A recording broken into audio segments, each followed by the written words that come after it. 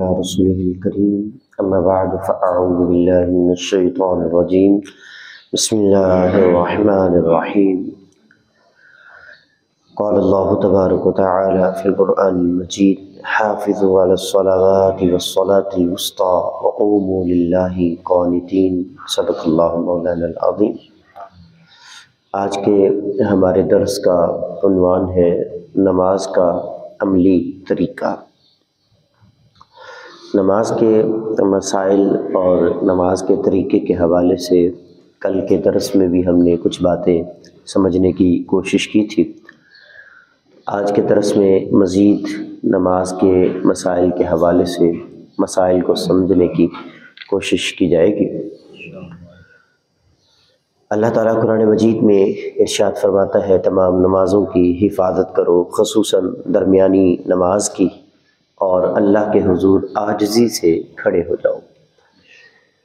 درمیانی نماز سے مراد مفسرین کرام فرماتے ہیں کہ اس سے مراد عصر کی نماز ہے۔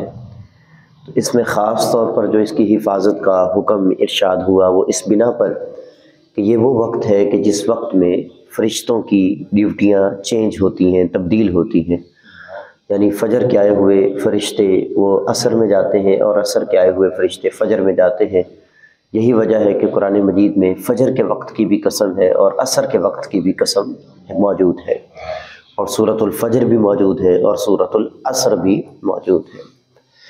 اللہ تعالیٰ ارشاد فرماتا ہے وقوموا للہ قانتین، اور عاجزی سے اس کی بارگاہ میں کھڑے ہو جاؤ۔ ایک اور مقام پر اللہ تعالیٰ جہاں منافقین کی باتیں بیان فرماتا ہے، ان کی عادات کو بیان کیا، تو ادھر ارشاد فرمایا وَإِذَا قَامُوهُمْ إِلَى الصَّلَاةِ قَامُوا كُسَالَىٰ يُرَاءُونَ النَّاسَ وَلَا يَذْكُرُونَ اللَّهَ إِلَّا قَلِيلًا۔ فرمایا ان کی عادتوں میں سے ایک عادت یہ بھی ہے کہ وہ جب نماز میں کھڑے ہوتے ہیں قَامُوا كُسَالَىٰ، تو وہ سستی کے مارے کھڑے ہوتے ہیں، یعنی دل کے ساتھ وہ کھڑے نہیں ہوتے، ان کا دل نہیں کر رہا ہوتا کہ وہ نماز پڑھیں یا نماز کی طرف آئیں، تو قاموا کسالا، وہ تو سستی کی وجہ سے کھڑے ہوتے ہیں، یراؤون الناس، لوگوں کو دکھانے کے لیے کہ ہم بھی نمازی ہیں، ولا یذکرون اللہ الا قلیلا، اور وہ اللہ کا ذکر بھی نہیں کرتے مگر تھوڑا۔ اور ایک اور مقام پر فرمایا کہ آپ دیکھیں گے کہ وما كان صلاتهم عند البيت الا مكاء وتصديا، ان کی نمازیں خانہ کعبہ کے پاس وہ سیٹیاں اور تالیاں بجانے کے سوا کچھ بھی نہیں ہے۔ یعنی اگر وہ شرارتوں پر اتر آئیں تو اس طرح کی شرارتیں کرتے ہیں کہ جب قرآن پڑھا جا رہا ہو تو پیچھے سے شور و غل کرتے ہیں کہ تاکہ یہ قرآن کسی کے دل پر اثر نہ کر جائے، اور یا پھر جو ہے وہ اس قدر ڈر کے مارے کھڑے ہوتے ہیں، تو اس قدر سستی ہوتی ہے ان پر کہ جیسے نماز سے وہ بھاگ رہے ہو۔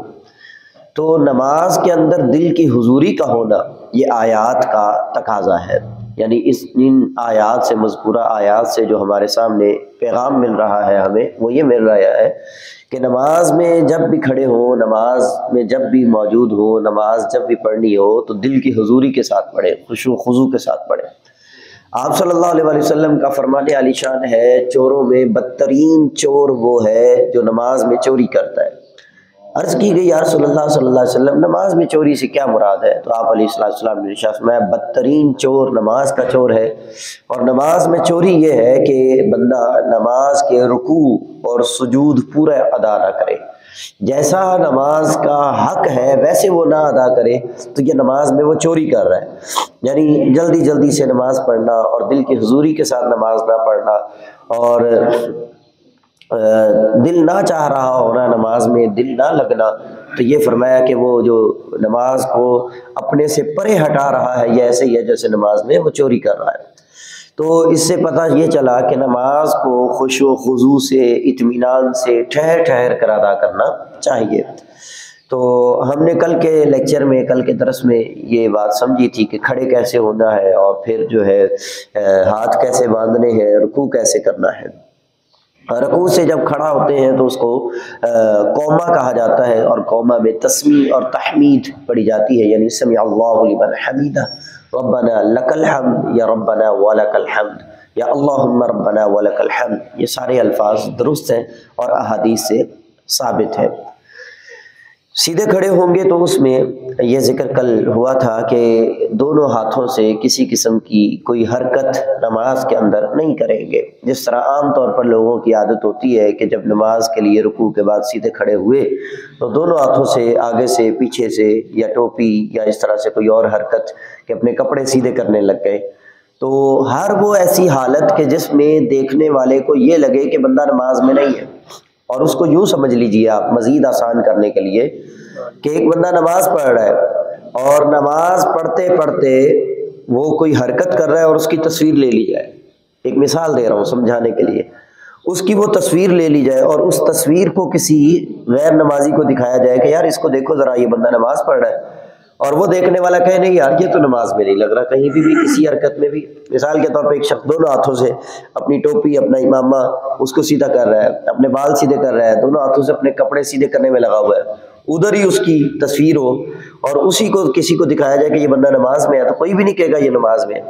تو ہر ایسا عمل کثیر کہلاتا ہے، اور اس عمل سے نماز جو ہے وہ فاسد ہو جاتی ہے، یعنی نماز ٹوٹ جاتی ہے. تو اس سے بچنا چاہیے.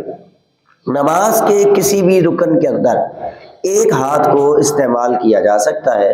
اور وہ ایک ہاتھ کو استعمال کرنے کا بھی یہ ہے کہ ایک ہاتھ اپنی جگہ پر رہے گا اور دوسرے ہاتھ سے کوئی نہ کوئی ٹوپی یا اس طرح سے کپڑے وغیرہ اگر سیدھے کرنے ہیں تو یہ کیے جا سکتے ہیں.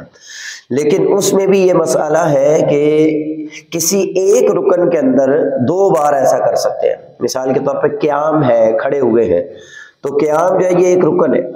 اب جب قیام کے اندر آپ کرنا ہے تو ایک دفعہ یہ ایسے کر لیا، اب دوسری دفعہ ایسے کر لیا، اب تیسری دفعہ کرتے ہیں تو نماز چھوٹ جائے گی اسی ایک رکن کے اندر. اور اسی طرح رکوع ایک الگ رکن ہے، قومہ ایک الگ رکن ہے، سجدہ ایک الگ رکن ہے. تو نماز کے کسی ایک رکن کے اندر 2 مرتبہ ایسا کر سکتے ہیں، لیکن اگر تیسری دفعہ کرتے ہیں تو یہ عمل کثیر کہلاتا ہے، تو اس سے نماز فاسد ہو جاتی ہے. اب آپ اندازہ کیجئے ان لوگوں کی نماز کا کیا حال ہوگا کہ جو بار بار نماز کے اندر جو ہے وہ ادھر ادھر اپنے ہاتھوں سے مگن رہتے ہیں، مصروف رہتے ہیں. تو یہ نماز کے آداب کے خلاف ہے.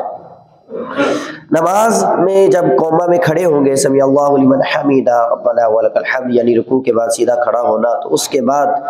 جب سجدے کے لیے جائیں گے تو اپنے دونوں ہاتھوں کو اپنے گھٹنوں پر رکھ کر تو سب سے پہلے زمین پر گھٹنے رکھے جائیں گے، پھر ہاتھ رکھے جائیں گے، پھر ناک رکھا جائے گا، پھر ماتھا رکھا جائے گا. البتہ اگر گھٹنوں میں مسئلہ ہے، ٹانگوں میں مسئلہ ہے، وزن نہیں پڑتا ٹانگوں میں، کیونکہ ظاہری بات ہے جب بغیر سہارے کے زمین پر سہارا لیے بغیر ہاتھوں کو گھٹنوں پر رکھ کر جب سجدے میں جانا ہے تو وہ ٹانگوں نے وزن بھی لینا ہے، گھٹنوں نے وزن بھی لینا ہے. تو اگر تو بڑھاپے کی وجہ سے یا کمزوری کی وجہ سے ٹانگوں میں مسئلہ ہے اور ٹانگوں پر وزن نہیں پڑتا تو اس بنا پر زمین کا سہارا لینے میں کوئی حرج نہیں ہے. یعنی پہلے اگر ہاتھ رکھ دیے ہیں بعد میں گھٹنے رکھے ہیں تو اس میں کوئی حرج نہیں ہے. لیکن بغیر عذر کے ایسا کرنا یہ خلاف سنت ہے، یہ نہیں کرنا چاہیے. ہاتھوں کو بعد میں رکھیں گے اور سب سے پہلے زمین پر اپنے گھٹنے رکھے جائیں گے، دونوں گھٹنے، پھر دونوں ہاتھ رکھے جائیں گے اور اس کے بعد ناک اور پھر ماتھا رکھا جائے گا. یہ ہے سجدہ کرنے، سجدے میں جانے کا سنت طریقہ. اور سجدے سے اٹھنے کا جو طریقہ ہے وہ اس کے برعکس کریں گے، اس کا الٹ کریں گے کہ آخر میں جو ہے وہ ماتھا لگایا تھا، اب سب سے پہلے ماتھا اٹھائیں گے، پھر ناک اٹھائیں گے، پھر ہاتھ اٹھائیں گے، پھر گھٹنے اٹھائیں گے. تو اس طریقے سے یہ سجدے سے اٹھنے کا طریقہ ہے. سجدہ جو ہے رسول اللہ صلی اللہ علیہ وسلم نے ارشاد فرمایا کہ مجھے حکم دیا گیا میں 7 ہڈیوں پر سجدہ کروں. اب یہ جو 7 ہڈیوں پر سجدہ ہے وہ کیا ہے کہ آپ علیہ السلام نے ارشاد فرمایا 7 ہڈیوں پر سجدہ کرنے کا مجھے حکم ہے. وہ کون سی 7 ہڈیاں؟ دونوں پنجے، دونوں گھٹنے، دونوں ہاتھ، یہ 6 ہو گئے. اور 7ویں فرمایا یہ ناک اور ماتھا، یہ ایک ہی ہڈی ہے، ناک اور ماتھا. تو یہ 7 ہڈیوں پر سجدہ کرنے کا حکم دیا گیا. اب اگر ایک شخص جو ہے وہ زمین پر ہاتھ تو رکھ رہا ہے لیکن ہاتھوں کی صرف اور صرف یہ پورے لگا رہا ہے اور مکمل ہاتھ زمین پر نہیں رکھ رہا، یا صرف ہاتھ نہیں رکھ رہا بلکہ بازوؤں کو بھی زمین پر ہی اس نے بچھایا ہوا ہے، یعنی یہ کونیاں بھی زمین پر لگائی ہوئی ہے. حالانکہ اس کے بارے میں بھی حدیث موجود ہے، آپ علیہ السلام نے ارشاد فرمایا کہ اپنے بازوؤں کو زمین سے جدا رکھو. اور بطور مثال آپ علیہ السلام نے یہ بات ارشاد فرمائی کہ کتے کی طرح اپنی کلائیوں کو زمین پر نہ بچھاؤ، یعنی جس طرح کتا بیٹھتا ہے، جانور بیٹھتا ہے اور وہ اپنی بازوؤں کو، اپنی کلائیوں کو زمین پر بچھا دیتا ہے، اس طرح سے سجدے میں نہ کرو۔ تو جب اکیلے نماز پڑھ رہے ہوں گے تو اپنے بازوؤں کو باہر رکھیں گے، باہر والی سائڈ پہ رکھیں گے، لیکن جب جماعت کے ساتھ نماز پڑھ رہے ہوں گے تو دوسرے کو اذیت نہ پہنچے، دوسرے کو کوئی ہماری وجہ سے نماز کے اندر کوئی چیز لگے نہ، تو اس لیے بازوؤں کو اندر رکھیں گے جتنا ہو سکے گا آسانی کے ساتھ۔ لیکن باہر صورت، دونوں صورتوں میں کلائیوں کو، بازوؤں کو زمین پر نہیں لگائیں گے، تو یہ دونوں ہاتھ زمین پر لگیں گے اور کھول کر لگیں گے اور پورا پورا ہاتھ زمین پر لگے گا۔ اسی طرح یہ جو پنجے ہیں، پاؤں ہیں، یہ بھی زمین پر لگیں گے سجدے کی حالت میں۔ یہ عام طور پر یہ غلطی پائی جاتی ہے، لوگ اس چیز کا خیال نہیں رکھتے کہ جب سجدہ کر رہے ہوتے ہیں تو ان کی انگلیاں زمین پر نہیں لگ رہی ہوتی، یعنی وہ انگلیاں جو ہے وہ ہوا میں ہوتی ہے، یا جو ہے وہ انہوں نے موڑ کر قبلے کی طرف نہیں کی ہوتی۔ حالانکہ ایک انگلی کا پیٹ لگنا جو ہے زمین پر، یعنی ایک انگلی کا لگنا یہ فرض ہے، اور 3 کا لگنا واجب ہے، اور 10 انگلیوں کا لگنا یہ سنت ہے۔ 10 کی 10 انگلیاں جو ہے وہ ان کو موڑ کر قبلے کی طرف کیا جائے، اور یہ پریکٹس ہے، 2-3 دفعہ کر لیں، آہستہ آہستہ کر لیں۔ اگر کسی کو عادت نہیں ہے یا کوئی کہتا ہے جی میرا پاؤں دکھتا ہے، مجھ سے انگلیاں نہیں موڑی جاتی، وہ آہستہ آہستہ کر لے، پہلی رکعت میں کر لے، دوسری میں پھر نہ کرے، پھر تیسری میں کر لے، چوتھی میں نہ کرے، تاکہ اس کو عادت ہو جائے آہستہ آہستہ۔ پھر جب عادت ہو جائے تو پھر اسی پر عمل کرے جو صحیح طریقہ ہے، نہ یہ کہ وہ اسی بات پر پکا ہو جائے۔ ہم لوگ عام طور پر سہولت پسند ہے۔ مثال کے طور پہ دعائے قنوت کا مسئلہ جو ہے وہ یہی ہے نا کہ اگر دعائے قنوت نہیں آتی تو ربنا آتنا پڑھ لے۔ وہ اس صورت میں ہے کہ جن دنوں میں دعائے قنوت یاد کر رہے ہیں، دعائے قنوت یاد کر رہے ہیں، وہ 2 دن لگنے ہیں، وہ 4 دن لگنے ہیں، وہ 10 دن لگنے ہیں۔ اب وہ جو دن لگنے ہیں ان دنوں کے اندر کیا کرنا ہے جی؟ ان دنوں میں پھر آپ ربنا آتنا فی الدنیا حسنہ پڑھ سکتے ہیں، یا پھر اللہم اغفر لی، اتنے الفاظ بھی کہہ کے آپ رکوع کر سکتے ہیں، تو آپ کی وہ دعائے قنوت کی جگہ وتر ہو جاتے ہیں۔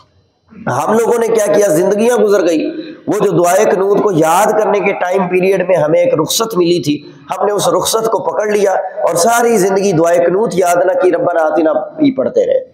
تو یہ چیزیں نہیں کرنی چاہیے، باقاعدہ طور پہ وقت نکال کے تھوڑی سی نماز کو درست کر لینا چاہیے۔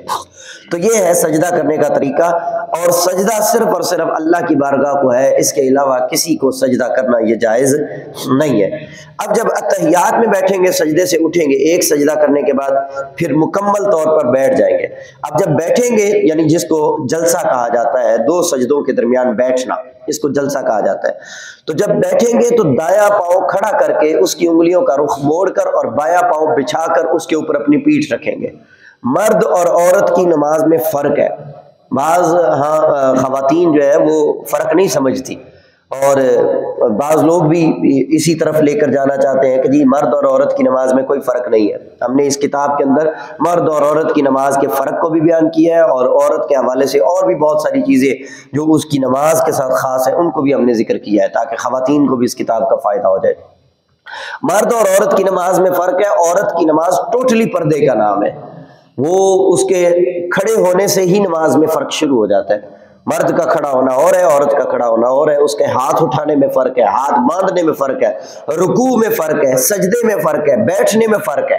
تو ایسا نہیں ہے کہ مرد اور عورت کی نماز ایک ہی ہے۔ تو مرد نے جو سجدہ کرنا ہے اس کی پیٹھ اٹھی رہے گی، اور پاؤں کی پنجے جو ہے وہ مڑے ہوں گے، اور بازو اور پیٹ اور ران اور پنڈلی میں فرق ہوگا۔ جبکہ عورت نے جو سجدہ کرنا ہے تو اس کے وہ دونوں پاؤں بھی جو ہے وہ سائڈ پہ نکلے ہوں گے، پیٹھ زمین پر لگی ہوگی، پنڈلی کے ساتھ ران، ران کے ساتھ پیٹ، اور پیٹ کے ساتھ بازو لگے ہوں گے۔ ٹوٹلی طور پہ وہ یوں سمجھ لے کہ پردے میں ہوگی، اور اس طرح سے وہ سجدہ کریں گی۔ اب اس نے جب بیٹھنا ہے تو دونوں پاؤں ایک سائڈ پہ نکال کے پھر بیٹھنا ہے۔ مرد نے جب بیٹھنا ہے تو اس نے کیا کرنا ہے کہ اپنا دایاں پاؤں کھڑا کرنا ہے اور بائیں پاؤں کو بچھا کے اس کے اوپر بیٹھنا ہے، اور دونوں ہاتھوں کو اپنے گھٹنوں کے پاس رکھ لینا ہے۔ اس کو جلسہ کہا جاتا ہے۔ اور جلسے کیا حکم ہے کہ کم از کم ایک مقدار سبحان اللہ کہنے کی مقدار رکنا یہ واجب ہے۔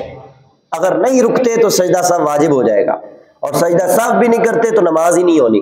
اب وہ لوگ جو جلدی جلدی نماز پڑھ رہے ہوتے ہیں تو ایک سجدے میں ابھی اٹھے ہی نہیں، بیٹھے ہی نہیں مکمل طور پہ، دوسرے سجدے میں چلے گئے، تو ان کا تو وہ واجب فوت ہو گیا۔ وہ جو تعدیل ارکان ہے، یہ اس واجب کا نام ہے تعدیل ارکان، ہر رکن کو ٹھہر ٹھہر کر ادا کرنا، ایک رکن کو ادا کرنے کے بعد اتنی دیر ٹھہرنا جتنی دیر میں سبحان اللہ کہا جاتا ہے، آسانی کے ساتھ، آرام کی مقدار کے ساتھ، تو اتنی مقدار ٹھہرنا اس کے لیے واجب تھا، اب وہ نہیں ٹھہرا تو سجدہ سا واجب ہو گیا۔ تو یہاں پر ہم ایک تو نماز میں جلدی جلدی پڑھنے کی غلطی کرتے ہیں، پھر اکثر لوگوں کو یہ نہیں پتا کہ اتحیات میں انگلی کب اٹھانی ہے اور کب رکھنی ہے، تو اشہد اللہ پہ انگلی اٹھائیں گے، اور الا اللہ، اللہ کا نام جب زبان پر آ جائے گا یا اللہ کے الفاظ آ جائیں گے تو انگلی کو رکھ دیں گے۔ بعض لوگ اسی طرح انگوٹھا بنائے رکھتے ہیں، وہ ہلکا بنائے رکھتے ہیں، بعض لوگ انگلی کو ہلاتے رہتے ہیں کہ جی یہ شیطان کو لگتی ہے، یہ سب باتیں جو ہے وہ خلاف سنت ہے۔ سنت طریقہ یہی ہے، اور محل تقاضا ہم نے اس کے دلائل بھی اس کتاب کے اندر ذکر کی ہیں کہ محل تقاضا یہی ہے کہ صرف اشہد اللہ، وہ جو نفی تھی کہ میں گواہی دیتا ہوں کوئی معبود نہیں ہے، جب زبان نے ساتھ دے دیا کہ الا اللہ، تو پھر انگلی کی اٹھانے کی ضرورت نہیں، پھر انگلی کو سیدھا کر لیں گے، ہاتھوں کو سیدھا کر لیں گے، اور پھر دائیں کندھے کو دیکھتے ہوئے سلام پھیریں گے اور بائیں کندھے کو دیکھتے ہوئے سلام پھیریں گے۔ لوگوں کو یا صف کو نہیں دیکھیں گے کہ کتنے ادھر لوگ ہیں اور ادھر کتنے ہیں، ایسا نہیں کریں گے، بلکہ یہ دائیں طرف کندھے کو دیکھیں گے اور ادھر بائیں طرف کندھے کو دیکھیں گے، اور اس کے بعد تسبیحات وغیرہ پڑھیں گے۔ تو یہ کچھ چیزیں تھیں، اس کے علاوہ بھی مکروہات بھی ہیں، مفسدات بھی ہیں، تو آپ کتاب کا مطالعہ کریں یا کوئی بھی اور نماز والی کتاب لیں جہاں سے آپ اس کا مطالعہ کریں، تاکہ آپ کو زیادہ سے زیادہ جو ہے وہ نماز کے مسائل جو ہماری روٹین کا ایک ورک ہے اور عبادت ہے، اس میں ہمیں کامیابی مل سکے۔